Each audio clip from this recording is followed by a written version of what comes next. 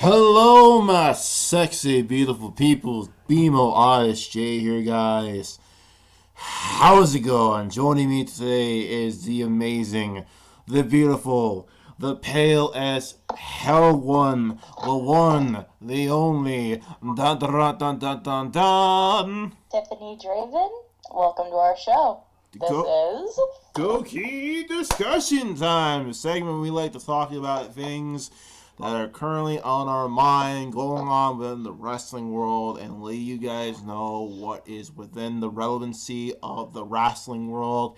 Yada yada yada, all that BS there. Let's get it on with the show. Today's topic of conversation is WWE versus ROH / New Japan. Oh my god! Now, this topic of conversation comes from the fact that a Madison Square Garden event is going to happen, but with a non-WWE broadcasting place thing. Whatever the hell you want to call WWE. Basically, for short, this is going to be the non-WWE related thingy that is going to be taking place at Madison Square Garden by a non-WWE company, let alone which is ROH / New Japan. Now, this is shocking and kind of big, considering the fact that MSG has been known as the spiritual home to WWE. But the fact that a non-WWE company is going to be MSG is kind of a big deal. And the fact that there has been some small bit of controversy going around with it. The controversy stemming from the fact that ROH originally had a scheduled plan to do an event at MSG, but someone at WWE made a call and MSG basically canceled the show. But the president of ROH, who also owns a much more bigger production company that WWE will ever have, literally was like, hey, we can bring in more revenue, more money, more things than WWE can ever have. So it is confirmed that ROH / New Japan is going to be at MSG. What are your thoughts? What are your opinions? And how do you feel about this whole entire thing, Miss Tiffany Drake? honestly I'm really kind of skeptical of how this entire thing is going to work out because WWE is obviously a much bigger company than ROH currently is. Well, would you say that? I would say I that. could be talking out my ass right now. I would like to say that, but the president of ROH's production company and the company that he owns, and little on the guy who is the president, like I said, of ROH, has a much more plethora of things higher than the WWE ever can have. It kind of shows that there are wrestling revenues and not revenues right there, wrestling organizations and subsections of those organizations that are much more bigger than the WWE ever can have. Is an interesting statement because WWE for years and years and years has been the juggernaut of professional wrestling on mainstream television. Yeah, absolutely. It's much more well known than ROH is currently. Of course, people know what ROH is. If you're a wrestling fan, you most likely will know what ROH is. However, I feel like WWE would actually have a more decent, well, not decent, but bigger chance of succeeding in this. I'm sorry, I just hit my laptop. A bigger chance of succeeding in this, mainly because they are the bigger company and they're more well known at MSG. I'm not saying that they're right to realize, like, oh, we screwed up, MSG doesn't want us anymore, but, you also have to take into account that, they're two separate companies. They're based on the same thing, but which one is bigger and which one has more money right now. That's the real question. Exactly. But the topic conversation of this entire thing stems from the fact that the WWE has been having all their events, whether they're house shows or live televised events or pay-per-views, at the Barclays Center. And everyone knows that the Barclays Center is the biggest rival to MSG. So you kind of start to wonder if maybe this was a slap in the face to WWE.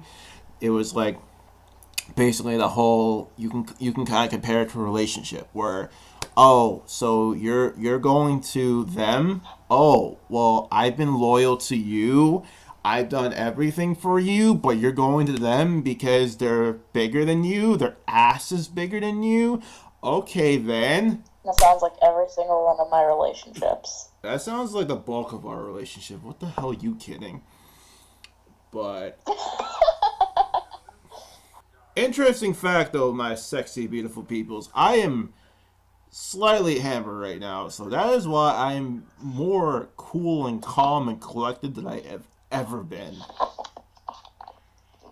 Kurt, shut the fuck up. You're not more cool, calm, and collected. You're just weirder. If that's possible. Woman, I'm cuddly. And guys, I don't drink, so don't worry. I will never be drunk on this podcast. Like this video if you like drunken BMO Oddish. Like, if you like drunken Oddish, then like this video. For the love of God, please do not like this video because of this. You should still like this video because we're awesome, but for the love of God, do not like it for that. But continuing on with the mainstay of this entire thing. So it's interesting to see what WWE is fully going to react to the fact that there is going to be a non-WWE company working at MSG. But time will tell on what that will actually eventually be. But moving on to the next conversation of topicness is something that has been a huge talk amongst the internet and amongst the plethora of fans of the man himself, who is the quote-unquote best in the world, and that is CM Punk. CM Punk now in another legal battle with Colt Cabana, so therefore it is going to be the best in the world versus the former best friend. This topic conversation comes from the whole thing of Colt Cabana now going to be taking CM Punk to court. The story behind this is that CM Punk done goofed and was an asshole. Basically, that's basically it. The story is that Colt Cabana allegedly, now keep in mind though, allegedly, claims that CM Punk sent him an email. That in the email, Punk stated that he would pay him back for all the legal fees that they were going through with the Dr. Amann case. Now, for those of you who don't know, the case with Dr. Amann stemmed from the fact of the Art of Wrestling podcast that Colt Cabana has that featured his former best friend, CM Punk, where CM Punk talked about all the issues that he had with WWE and mostly the infamous staph infection story that he said about Dr. Amann. Dr. Amann, of course, taking both of them to court, stating that they basically ruined his business and ruined his reputation, when in court it was settled that Punk and Cabana did really no such thing. That's the short and sweet version of the story. What this story is that Punk didn't really keep his promise to helping his former best friend in paying his legal fees. So as of right now, Cabana is suing Punk for allegedly $1 million, possibly $1.5 million, maybe. But there is also a but that is going to also include all the legal fees that Punk refuses to pay.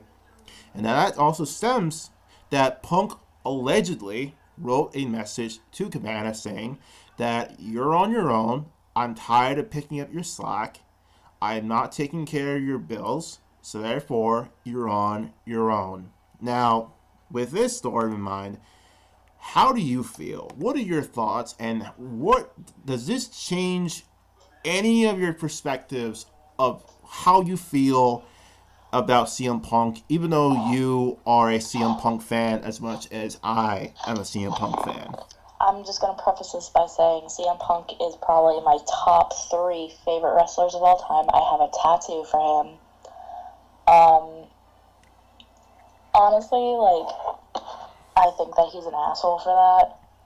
But with all the other shit he's dealt with in the past couple of years because of WWE and wrestling, I can kind of see where he's coming from. The only thing that throws me off and kind of pisses me off is that it's his former best friend. Exactly. Who he promised he would help. Exactly. And it's here's a question. And I feel like you told me this while you were filling me in on this. Did CM Punk pay some of it? He was starting to pay half of the amount. What happened was Punk paid his amount, and he was already starting to pay a majority of Cabana's amount that he had paid. But while halfway through of him paying for Cabana, CM Punk just stated that he was done paying for his friend and he's on his own, which is why that Cabana is left with half the amount of legal fees that he owes.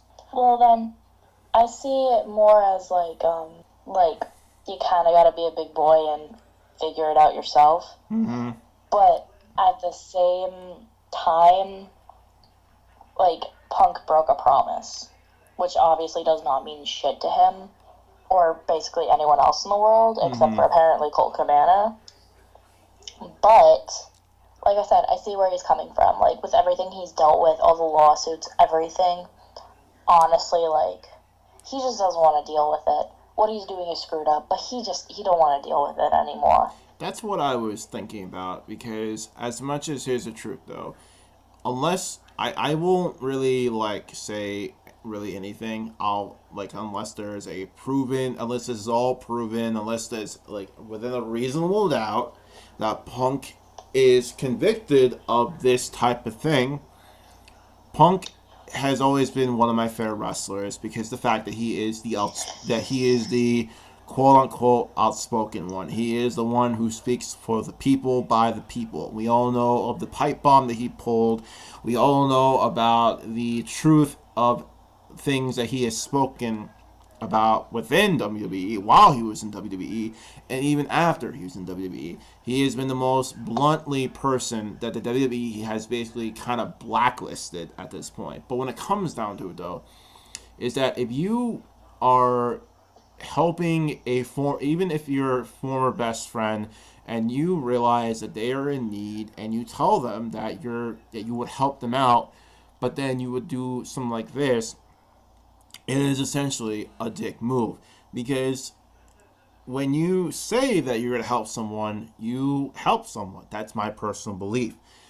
But with Cabana... Yeah, absolutely. Exactly. But with Cabana, though, him saying that Punk is, defamation of character and not keeping his end of the deal is a huge thing. Because now you're going to have so many people who are going to be talking about that Punk is a dick. Punk ended up screwing his former best friend. Because keep in mind. Well, everybody already knew that Punk was a dick. He's just even his character, even when he was young, he's always been a dick. So people probably halfway expected it. They just didn't really think in real life he would pull something like this. Pretty much, but let alone to someone who was his best friend for a long, long time. Colt Cabana and Punk being both Chicago natives and both starting wrestling together basically around the same time, and them being close friends, and because of the Amon case, it basically ruined their friendship. And because of that, now you see the two men who basically were together since day one have now drifted apart, and now their friendship has crumbled down to nothing, especially to the point where basically it was oh, you want help? Oh, okay, then F you, I don't care, you're a big baby. Like I said, I understand where Punk's coming from, but it's also really screwed up that he's completely screwing his former best friend. Like, I don't know, it just doesn't make sense to me, because I feel like if it was still in his character, no one would be surprised. And like I said, I don't think a lot of people are going to be surprised by this at all, but it's just like one of the biggest dick moves I've seen him ever make, and he's made many. Oh no, I am for first and foremost. I will agree with that. He has made many dick moves in his time, but this is the biggest one that he has ever had to do.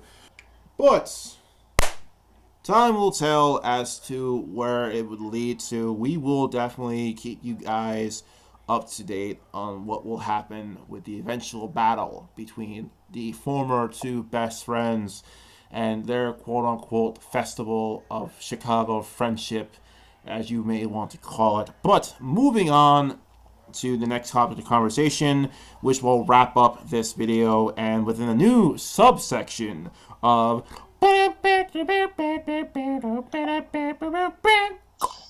Gouki Sweet and Salty Discussion. Or I actually call this something a little more classier than that, but we're going to call it... What the fuck did you decide for that to be the title? We did not discuss this. Exactly. Well, you know, I am far gone, so we're just going to go with whatever goes in my mouth, because I'm just so sweet and salty. He's drank a lot, guys. How he's not completely hammered, I have no idea. And the fact that I'm able to carry on conversations is beyond belief. But... Continue. We're not going to discuss your drinking habits. Exactly. But the topic of conversation of... I just remember the official name of this conversation, and that is called Short and Sweet. The segment where we talk about things that are old, but that are somewhat relevantly new.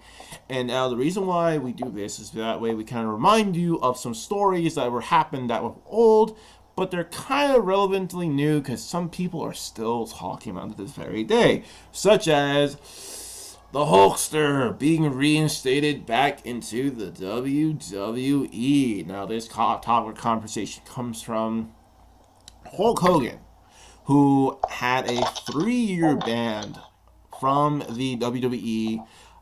His name was taken off the Hall of Fame. His merchandise was taken off. Literally, he was blacklisted from the WWE. All because around 2008, he was on a wrestling podcast or wrestling radio, whatever you want to call it. And around that time, he was talking about his daughter's boyfriend, that she was dating an African American at the time. And he said the N-word, he was saying racial slurs, he was saying things that you shouldn't say on a public access radio / podcast or anything that has a recording device. And when it was discovered what Hogan did, his Hall of Fame was stripped. He was taken out of the, like I said, his merchandise was taken out from WWE, and literally he was blacklisted. And 3 years later, 2018, they pulled a CM Punk and Paul Heyman, basically. But Hulk Hogan has now been reinstated back into the WWE, and there has been many talks about Hulk Hogan coming back to the WWE. People saying it's not a good idea, saying that it's a bad idea, that he still has this negative reputation about him. People saying, oh, he should be forgiven, he made a mistake, this and that. But what ends up making him look more of an idiot, in my opinion, is that back in Backlash, before the show started, there was a meeting, and they had all the superstars on the current roster show up for this meeting. And essentially, Hogan was there, And he stated that he talked about the ordeal, talked about how it changed him, how he realized his mistake. But he basically said that never do anything under the fact of being recorded, and that you shouldn't say anything while you are being recorded, and that he was sorry for what he said that while he was being recorded. Now, the messed up thing is the fact that he didn't apologize for the fact of him saying it. He apologized for the fact that he was recorded saying the thing that he has said. Now, that being in mind, he was mainly upset that he got caught. Basically. Now, with that being said, what are your thoughts? What are your opinions? And how do you really feel about Hogan being reinstated in the WWE after all this controversy? And you can say this while I go and make my pee break, because I have to pee really bad. Okay, again. Well, hello everyone, this is just Tiffany Draven right now. He's walking away. Well, honestly, I was a fan of I'm so sorry guys, I have a stutter. Hulk Hogan, even when I was young. And, I lost a lot of respect for him after everything was happening. I have no, we all say the wrong stuff, we all make mistakes.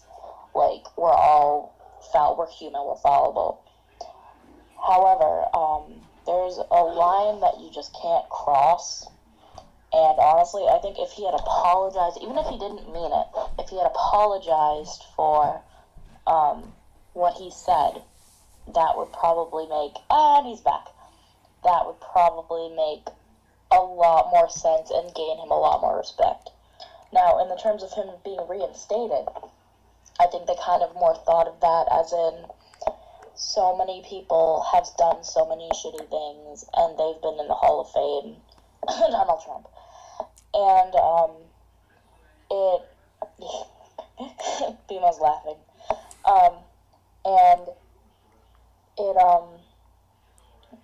I feel like they just realized, yo, Hulk is, a really big part of WWE, whether we want to admit it or not. So is it worth really throwing him out over something that we can accept as an apology? They'll just take whatever they can get, because it feels like sometimes WWE is just scrambling for any reasons to keep people around so that they can keep the money going. And, Hulk's one of the most famous and infamous people in the wrestling world and in the world in general.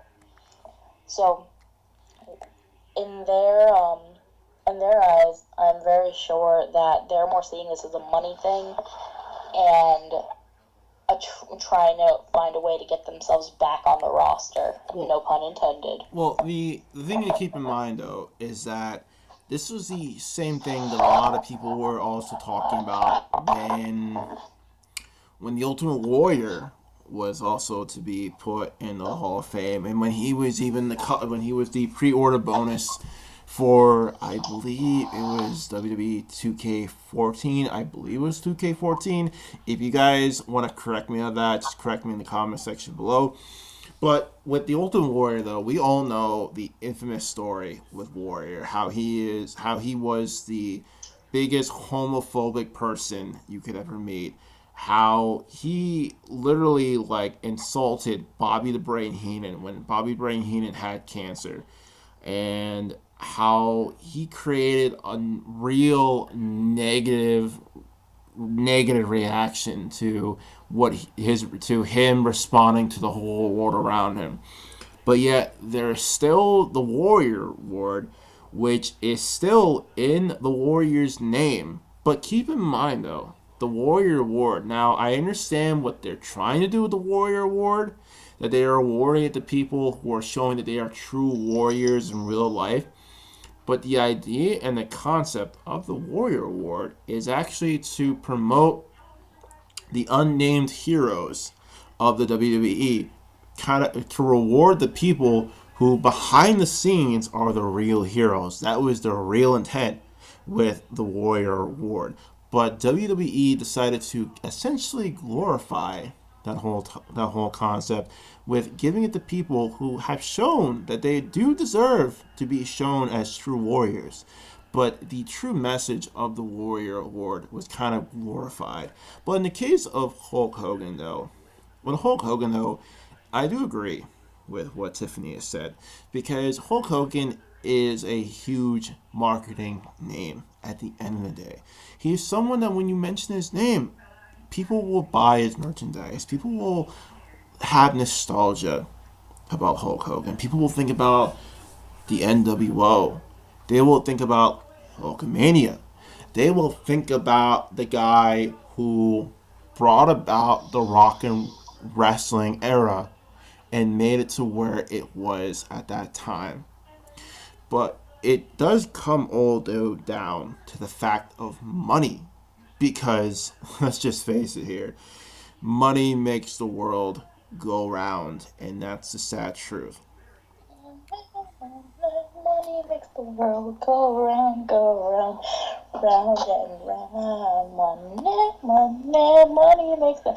Whoever, I will send $5 to whoever can remember which year that pay-per-view that theme song was. Yeah, we actually will... If you answer it, I will kill you. That's a new contest right there. Anyone who remembers that theme right there, we will legit send you guys $5 in the mail. Like, we will legit do that. But... Oh, maybe you can. I'm a broke-ass bitch. Hey, I am a poor boy, okay? Nobody loves me, okay? There's a difference between you and me. I'm just a poor boy from poor boy. Continuing on, I'm sorry, we keep getting distracted. He's very, very, very tipsy. And it's kind of funny to watch. Yes, I am. But, with that being said, though, with the issue with Hulk Hogan, though, time will tell if he will maybe possibly own up to the mistakes that he had really done and not own them up in the most stupidest, pathetic way possible. Because people have... Exactly. But even, like, with Titus O'Neil had even stated his thoughts and his opinions and his feelings toward Hulk Hogan. And the New Day have expressed their feelings that they would not really be bothered with him, not really talk with him, not really be around him. And the fact that you have people like Seth Rollins, Sasha Banks, and Alexa Bliss, and so many people on the rosters who actually support Titus O'Neil and support the New Day shows you where the company really stands on this within the interior of within the confines of the wrestlers themselves. Because interestingly enough, Mark Henry had stated that there is a divide within the people of within the WWE, that there are half who are happy that Hogan is back, but there are half who are not pleased within where he was back. But in the essence of that, it is nothing more than an excuse that was presented, because WWE want to just kind of have it where there's it's a 50-50. That's it. Because 50-50 looks good on anything. But we all know that excuse won't really last for long. But time will tell when Hogan will really redeem himself and really, really apologize for his idiocracy and what he has done. But... which is probably never going to be never. Basically. But, with that being said, my sexy, beautiful peoples, I hope you enjoyed this amazing episode of Gouki Discussion Time, and this will probably be the very rare times where you will see me or hear me. Yes, hear me, that's a better terminology to use. Where I will be super, super tipsy and super, super talkative and super, super cuddly-licious than I ever will be. But we hope you enjoyed this episode of Gouki Discussion Time. I have been the one, the only, the BMO of the Oddish of the J. And I am Tiffany Draven, and we will see you in the next episode. And we will say this, and we will always say this, because you are very, very, very sexy, beautiful peoples. We hope that you strongly have an amazing day. Because as always, as we like to say, as strongly as we may, have a nice day.